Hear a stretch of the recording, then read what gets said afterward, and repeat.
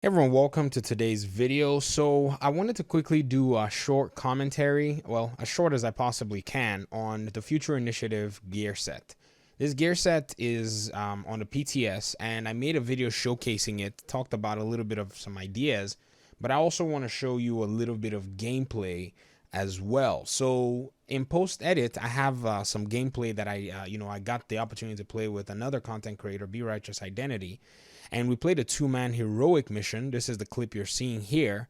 And I basically, played support and helped him run, kind of a healer build in order to see how the bonuses would affect him in kind of a best case scenario that you can put together, just two people running. And I have to say, from, all what we saw, sorry, that clip does have I had to minimize my screen. The heals were actually very good. I mean, every time that you saw me using them and keeping him alive, because he was running glass cannon on this build. And yes, when we first started the mission, we wiped because I wasn't paying attention. I'm supposed to be the healer, and my job was to kind of make sure that he was fine. Now, if you notice, I'm also running it with Technician, but on the PTS, Technician is not available, so I wasn't able to get access to my skill healing that you can get with your Technician specialization. Instead, I thought about running even Survivalist to be able to get my Survivalist, whatchamacallit, Healer Seeker Mind, just to follow him all over the place. But, these are considerations that we can look at later on down the road. And I guess that's something that, when application comes into play, it will start to make some sense. But I really wanted to get into this and look at a lot more potential in an in-depth way. So for those of you who are healers, who like playing healers, this is probably that video where we can have this discussion, with more, time and more dissection. So we have utility mod slots, which I think will be, favorable to skill repair, repair. What's the mod that comes in? Let me not go say something that the utility mods. Repair skills. I'm sorry. Yes, that's what I meant to say. And if you want to run skill haste, you can also run skill haste as well. So I think this is what's going to favor, a build like this. Now, I didn't add any mods in the gameplay that you saw, so perhaps, a lot of potential here for getting a lot more repair skills. This build comes with 15% repair skills. If you get an 18% run here and you get a little bit more on other parts, you're probably going to be sitting down on a huge percentage of repair skills. What that translates to, though, in regard to, skill tier, strength, I do not necessarily know. I mean, like I said, this is to kind of whet your appetite, to kind of give you an idea what you're going to be dealing with once you get your hands on, a build like this. And then, looking at the backpack, mod slots, there's one defensive mod slot here, which really does almost want to suck the fun out of everything. But then you can also use it for something pretty cool for yourself, incoming repairs, so that you can also stay extra healed. I mean, it's basically what you want to do. Maybe burn resistance. This is probably going to give you a little bit of an edge because, maybe even bleed resistance. They nerf bleed a little bit, but I don't know how enemy NPC bleed will affect us. So this is definitely something that you as the builder can look into. Another aspect too will be the holster that you choose to run. You may choose to run a holster of the same brand.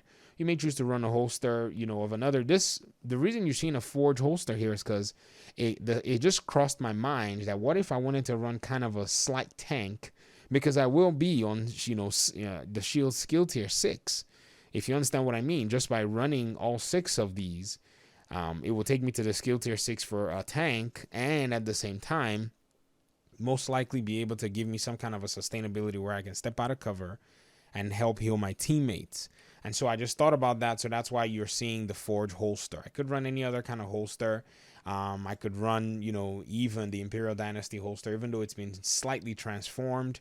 While in combat, applies burn to the enemy closest to you within 20 meters. And the cooldown is 35 seconds. That's pretty decent. And so you could do whatever you want and get creative.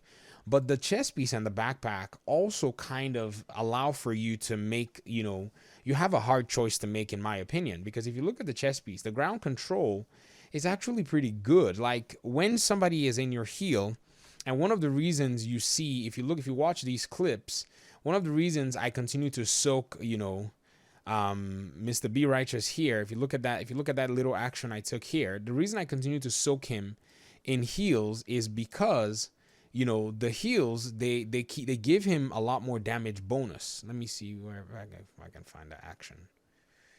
Oh, where is he? There he is. Okay, so they give him a little bit more of a damage bonus, and him running Glass Cannon is not only enjoying, like, you know, I think perfect. He may have been running Perfect Glass Cannon or Glass Cannon. I can't remember, but whatever damage he's doing, I'm giving him a lot more damage whenever I increase my ground control from 15% to 25% because of this chest piece.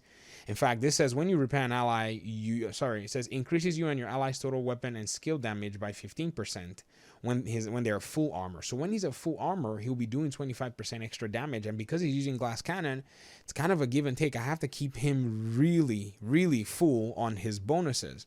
Now, you may say, but Glass Cannon reduces your health really fast because enemy NPCs deal a lot of damage, but that's very true until you consider some other things too that the backpack also does, and then also his weapon. So let me start with the backpack. The backpack allows for you to increase your ground control proximity repair from 60% to 120%. So let me tell you what that means. That means when you repair an ally, you and all allies within 5 meters of you are also repaired for 60% of that amount. So that's actually pretty good, because instead of, you know, if you're healing one person beside you, maybe you have to stay by a sniper rifle that's using Glass Cannon or something. I said this in my past video.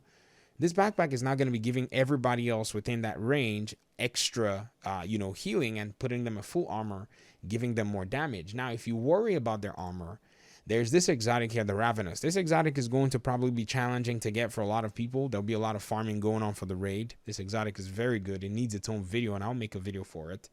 It allows for you to be able to gain, extra bonus armor depending on how you're firing with the stacks. And if you notice in this video, like I was just showing you, that's the weapon that he's using. Let me see if I can find a place where he has, there it is. I just found a spot where, there it is, where he has extra bonus armor. So he's giving himself bonus armor, not giving me too much worry and too much work to do. And so that's keeping him on a huge, damage output as long as I can keep him alive. And I just continue to do so and keep him alive. And I have my, my Hive Restorer going on. If I really wanted to be silly, I could put a drone on a specific person that is running maybe Glass Cannon, keeping them full, keeping them dealing damage.